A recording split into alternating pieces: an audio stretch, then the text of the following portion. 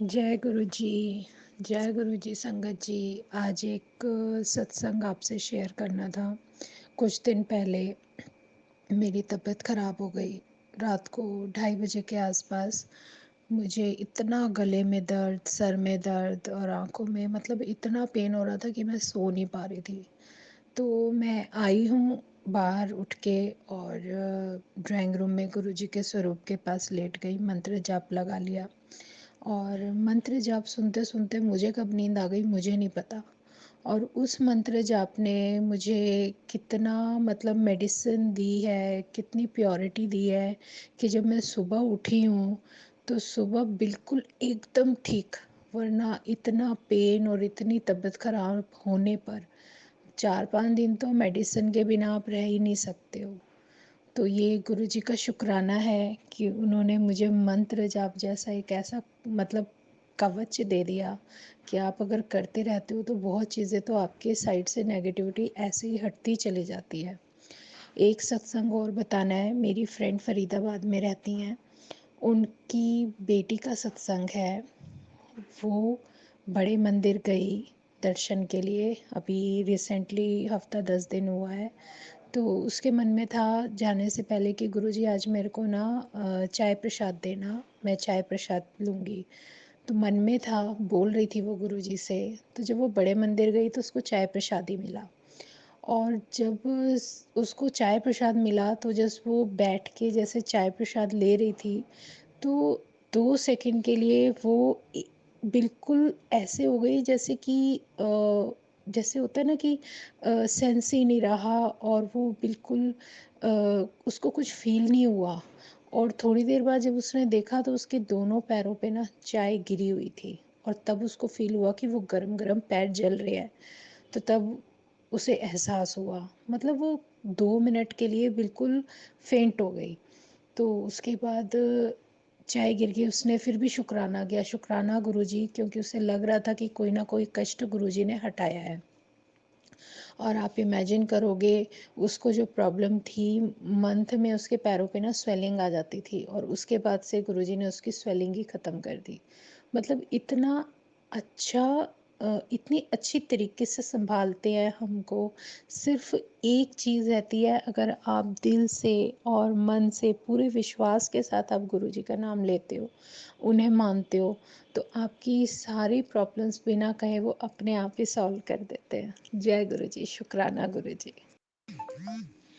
जय गुरु जी, शुक्राना गुरु जी, शुक्राना मेरे मालिक, जो आपने इतनी जल्दी दोबारा मौका दिया मुझे, जो आप सत्संग करने का मौका देते हो। मुझे ऐसा लगता है जैसे कि मैं आपके सामने बैठी हूँ और आपका एहसास कर रही हूँ, और जो आप मुझे सत्संग दिए जा रहे हो मतलब दिन पे दिन। मैं तो चाहती हूँ कि रोज़ाना आपका सत्संग मेरी ज़िंदगी में बनता जाए, हर पल सत्संग हो। अभी जो रिसेंटली कुछ सत्संग मेरे साथ हुए हैं, उनमें से कुछ मैं आपको जो जो गुरुजी याद दिला रहे हैं वो मैं शेयर करती हूँ। कुछ चीज़ें ऐसी हैं जैसे कई बार हम लोग बिलीव करना चाहते हैं पर फिर भी नहीं कर पाते, क्योंकि हमें ऐसा लगता है कि ये सब हो ही नहीं सकता, ये सब हो ही नहीं सकता। बट ऐसा कुछ नहीं है। जब हम अपने रब को मानने लगते हैं, उसका एहसास करने लगते हैं, तो वो हमें एक ऐसी फीलिंग कराने लगते हैं कि हाँ मैं हूँ। इसका एहसास कैसे होता है, कुछ छोटी छोटी घटनाएं मैं जो मेरे साथ हो रही हैं वो मैं आपको बताती हूँ। मैंने अभी न्यू स्लीपर्स लिए, जस्ट कि हमारे कष्ट कैसे काटते हैं गुरुजी। अभी जैसे ही मैंने न्यू स्लीपर्स लिए, आप यकीन मानोगे कि वो न्यू हैं, 2-3 दिन पहने हैं। और जैसे ही सुबह उठती हूँ तो वो मेरे बेड के पास रखे हुए हैं, रात को बिल्कुल सही के सही थे जब मैं सोई हूँ। सुबह उठी हूँ तो मेरी एक स्लीपर बिल्कुल टूटी हुई, मतलब लेकिन रात को जो मैं घूमी हूँ कि यहाँ से वहाँ भटक रही हूँ, वहाँ से वहाँ भटक रही हूँ, मतलब कुछ मुझे ऐसा दिख रहा था कि मैं एक जगह से दूसरी जगह कहाँ जा रही हूँ, मुझे खुद ही होश नहीं है। कुछ चीज़ें आधी याद है, आधी याद नहीं है। लेकिन सुबह उठती हूँ तो स्लीपर टूटा हुआ मिलता है। तो इसका मतलब कोई ना कोई ऐसा कष्ट था जो गुरुजी रात को ही मतलब मेरे साथ थे और मैं उनके साथ एक जगह से दूसरी जगह इतना चली कि मेरी स्लीपर भी टूट गई। मतलब मुझे विश्वास नहीं हो रहा था कि अभी 2-3 दिन मतलब मैंने पहनी है और इतनी जल्दी और बिल्कुल इतना अच्छा न्यू स्लीपर। ख़ैर जय गुरुजी, शुक्राना गुरुजी। मुझे गुरुजी ने 26 जनवरी को पहला सत्संग बख्शा था। उस सत्संग के बाद मेरे साथ बहुत सारे मिरेकल्स हुए। वो सारे मैं एक साथ नहीं बता सकती, बस इतना बता सकती हूँ, वो मैं बाद में आपको शेयर ज़रूर करूँगी। लेकिन एक चीज़ जो मेन थी, मोटिव था कि मेरे बेटे को जो खांसी थी वो ठीक नहीं हो रही थी और गुरुजी ने सही होने नहीं दी, क्योंकि वो चाहते थे कि ट्रीटमेंट जो हो रहा है, उन्हें पता था कि वो सही नहीं है। लेकिन जब दूसरे डॉक्टर के पास दूसरी जगह बताया गया, तो उन्होंने बताया कि जो टेस्ट वगैरह हुए कि भई इसको तो लिम्फोमा की प्रॉब्लम हो गई है स्टार्ट, तो आप इसको इस तरीके से ट्रीटमेंट लो। उसका ट्रीटमेंट सिर्फ़ एक ही तरीके से था, वो हमने लेना शुरू किया। यकीन मानोगे संगत जी, जब तक ट्रीटमेंट चला, मेरे रब ने उसको इतने प्यार से जैसे अपने गोद में बैठा के उसका इलाज कराया। इतना सही और इतनी जल्दी रिकवरी, सब कुछ जितने शुक्राने करूँ उतने कम है। इतना इतना मतलब कि कभी हमें अकेला होने का एहसास ही नहीं दिया। क्या चीज़ कैसे कहाँ पॉसिबिलिटी हो जाती है, कहाँ से तुम निकल के आ जाते हो, कितनी जगह घिरे हुए होते हो तुम, और एक ऐसे भंवर में अपने आप को फ़ील करते हो और एकदम से उस भंवर से कोई हाथ पकड़ के ऐसे निकाल के ले जाता है, तो वो मेरा रब है। रब के अलावा कोई हो ही नहीं सकता। जैसे अभी हम हमें महाशिवरात्रि का जो गुरुजी ने मौका दिया दर्शन करने का, बड़े मंदिर बुलाया। आपको मालूम है कैसे कष्ट काटते हैं, हमें पता भी नहीं चलता। हम बड़े मंदिर गए हैं, इतने सुंदर दर्शन, और जब तक वहाँ रास्ते में चलते रहे हैं और जब तक आए हैं, इतनी अच्छी फ्रेग्रेंस, कभी चंदन की आ रही है, कभी फ्लावर्स, गुलाब के फ्लावर्स, कभी परफ्यूम, इतना तेज नाक में, और इतने सुंदर दर्शन, इतने सुंदर दर्शन। और आप यकीन मानो संगत जी, मेरी हमेशा की तरह एक बुरी आदत है कि मैं जब भी वो अपने रब के सामने होती हूँ, मैं कुछ भी बोलना भूल जाती हूँ, कुछ भी मांगना भूल जाती हूँ, आगे पहले चाहे कुछ भी बोलती रहूँ, लेकिन जब रब के सामने जाती हूँ ना, कुछ याद नहीं रहता, सिर्फ मन करता है कि उसे देखती रहूं, उसे देखती रहूं, उसे देखती रहूं। और अब जैसे मैं गई पहली बार महाशिवरात्रि पे, रब ने मुझे अपने दर्शन दिए। नहीं तो हमेशा घर में ही मैं जो थोड़ा बहुत कर लेती थी। तो जब वहाँ से दर्शन करके हम आए, तो उससे पहले ही बस में मेरे को एक संगत के थ्रू उन्होंने मैसेज दिलवाया कि तू अपने माथे पे भी मेरी बड़े मंदिर की मिट्टी लगाना और लेकर घर भी आना। वो मैसेज मिल गया था और मैं समझ गई थी, और मैंने माथे के भी लगाया, और मैं थोड़ी बहुत जो मुझे मिली, जो गुरुजी ने जहाँ से दिलवाई वहाँ से लेकर आ गई। कैसे रखना है, कहाँ रखना है, वो सब उसकी मर्जी है, वो उन्होंने करवा दिया। वो खुद आंसर कर देते हैं संगत जी। आप उनसे पूछो, उनके स्वरूप के सामने बैठ के पूछो, आपको एकदम से इमीडिएट आंसर मिलेगा। और यकीन मानो, आप ना अपने दिल में उठने वाले क्वेश्चंस को ख़त्म कर दो, और किसी दूसरी संगत से या किसी से भी बात करना, पूछना बिल्कुल बंद कर दो। सिर्फ उनसे बोलो, उनके सामने अरदास लगाओ, वो एकदम से आपके क्वेश्चंस का आंसर करते हैं। और जितने अच्छे से वो सँभालते हैं ना, मेरे ख़्याल से दुनिया की कोई भी ताकत आपको नहीं सँभाल सकती। और जब मैं वहाँ से आई हूँ, और आप इमेजिन करोगे प्रसाद खाया है, मैं घर पे आई हूँ, जो गुरुजी को मंदिर में मेरे बच्चों ने ब्रेड पकोड़े का प्रसाद का जो भोग लगाया था ना, उस पे चटनी के ऊपर ओम आ गया। मतलब इतनी खुशी कि आके मेरे को वो ब्लेस्ड किया हुआ वो प्रसाद भी मिला। मैं वहाँ से भी आ रही हूँ, वहाँ हमें कुल्फ़ी भी मिली खाने को, कॉफ़ी प्रसाद मिला, वहाँ से लंगर प्रसाद मिला। इतनी सारी ब्लेसिंग, और इसके होते हुए हम पौना घंटे वहाँ पे गुरुजी के दर्शन करने के बाद पौना घंटा हम खड़े रहे हैं, लेकिन हमारी कैब कभी यहाँ फंसी है, कभी वहाँ फंसी है, अभी आ रही है, अभी आ रही है। और यकीन मानो जब वो आ गई ना, तो वो मेरी आंखों के सामने 10 कदम पे खड़ी है।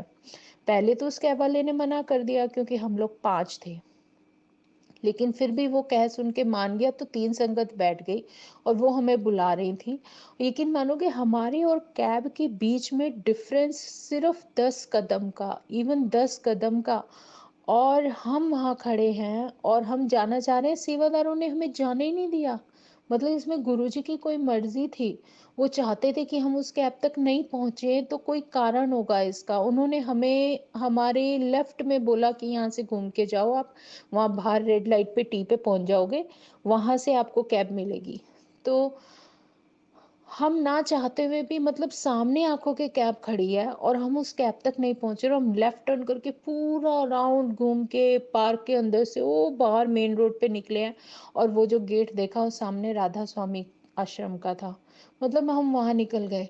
मैं कहा कितना चला रहे हो गुरुजी, आज कुछ ना कुछ तो है, जो कौन सी चीज आप, कौन सा सफर आप इस सफर के अंदर तय करवा रहे हो मुझसे।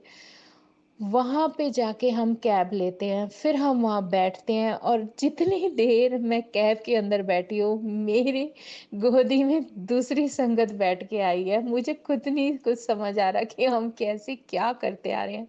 मतलब कोई तो कारण होगा जो हमें नहीं जानते, हम नहीं देख सकते, लेकिन हमारा भगवान पहचान जाता है।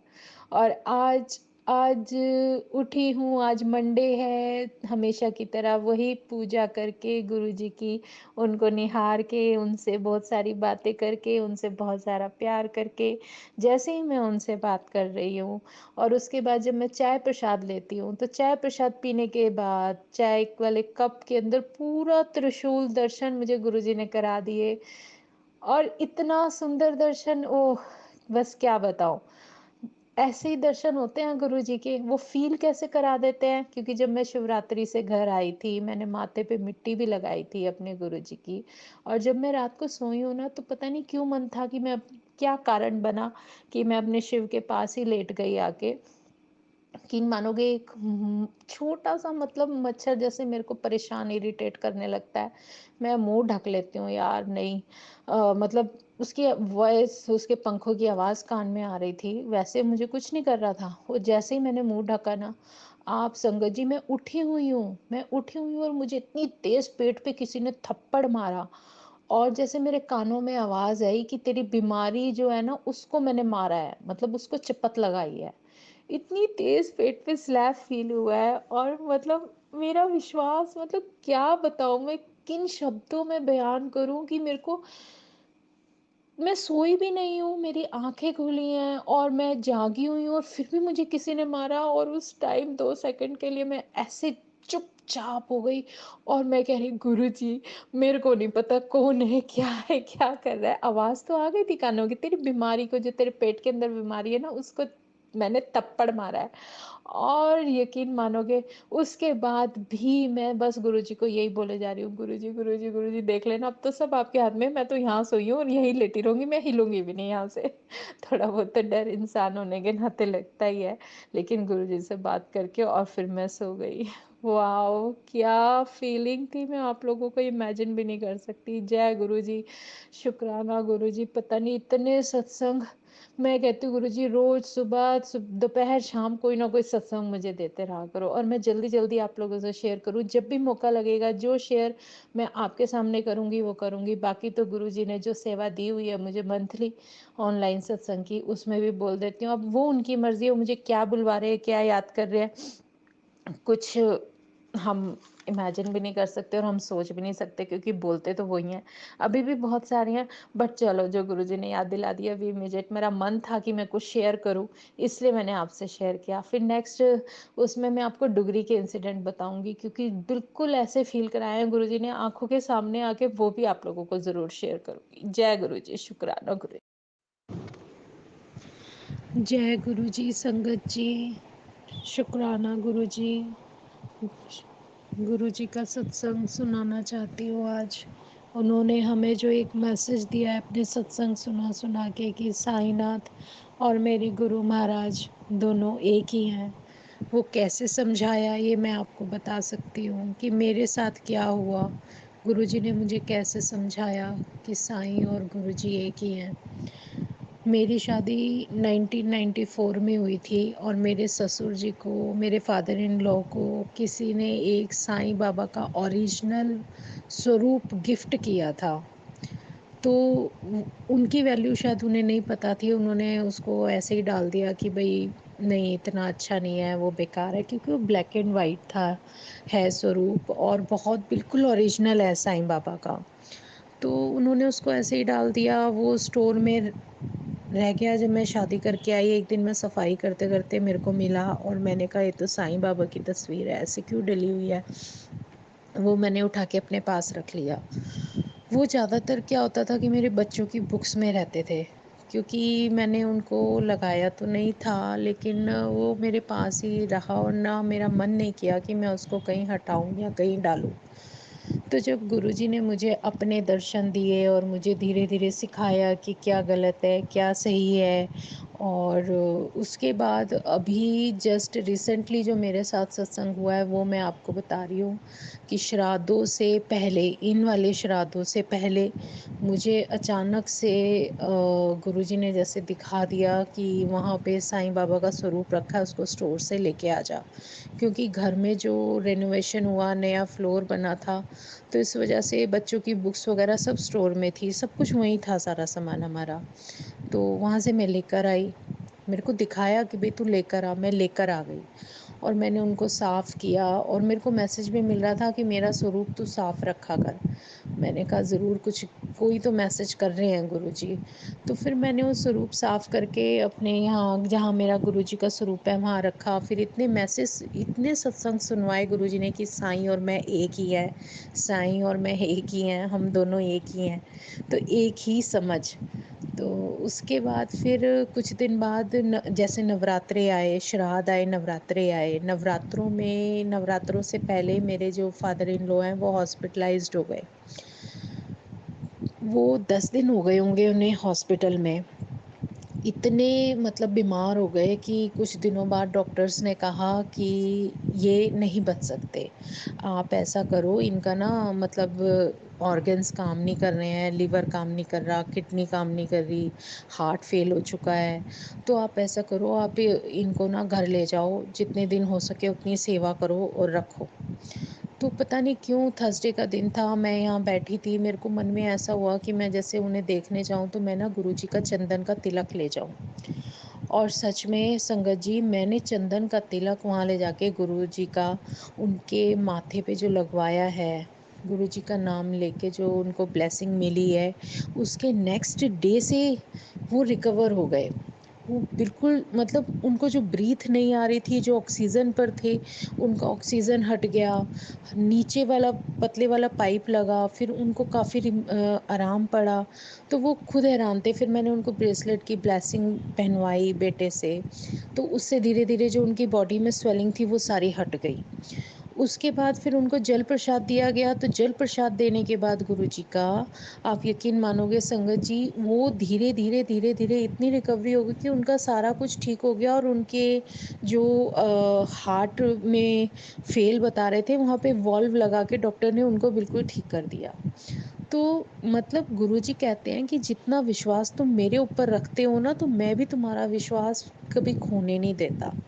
और इस बीच नवरात्रों में जब मैंने गुरुजी का चंदन का तिलक अपने फादर इन लॉ के पास भेजा, उनको लगाया, यकीन मानोगे जब मैं हॉस्पिटल से आई हूँ, मेरे साथ घर में इतना कुछ हुआ। मैं अकेली थी अपने फ्लोर पे, और मैं गुरुजी के मंदिर के पास ही मेरी किचन है, मैं किचन में काम कर रही थी। तो मुझे बाहर से कुछ ऐसी आवाज़ आई जैसे कि जहाँ गुरुजी का मंदिर है, कि जैसे कोई कुछ मतलब जैसे होता है ना, कुछ खा काटता है, कट कट कट की आवाज़, क्योंकि नवरात्रे भी थे और उस टाइम थर्सडे था।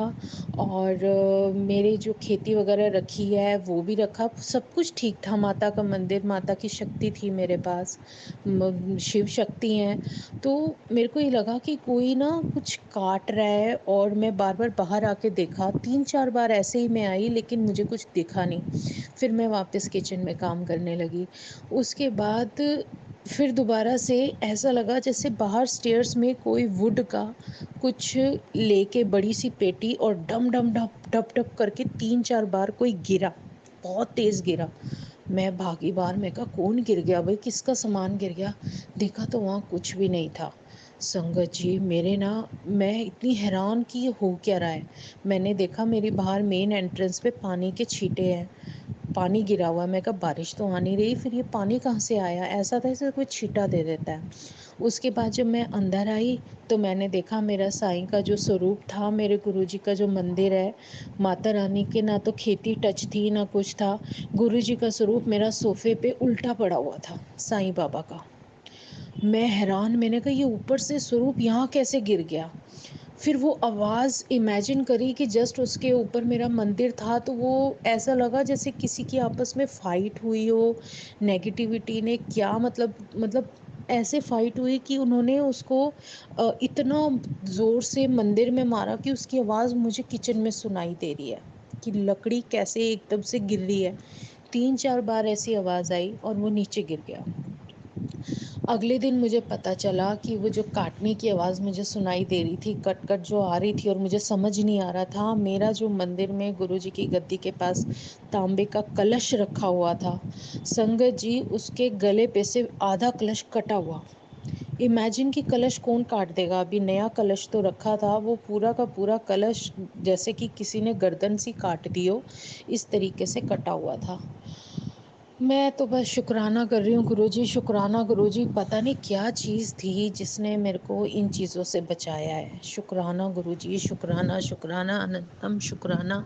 पता नहीं किस मुश्किल से बचाया है आपने, कितनी मुश्किल से बचाया है।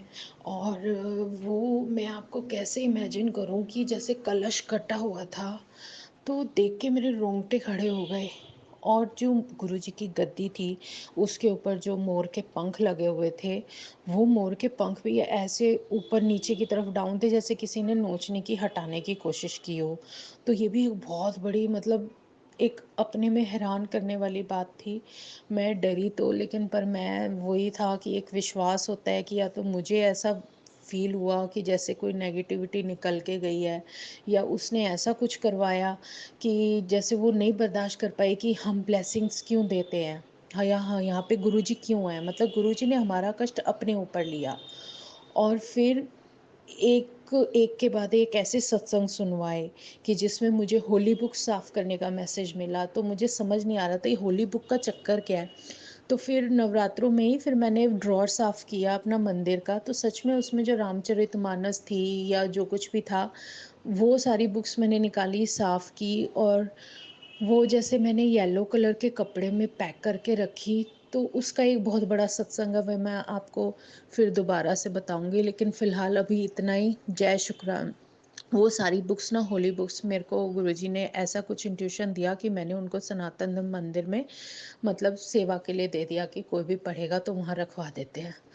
तो मैं ये कहना चाहती हूँ कि गुरुजी के ऊपर जितना फ़ेथ कर सकते हो करो, उनके अलावा इस कलयुग में हम लोगों की कोई मदद नहीं कर सकता।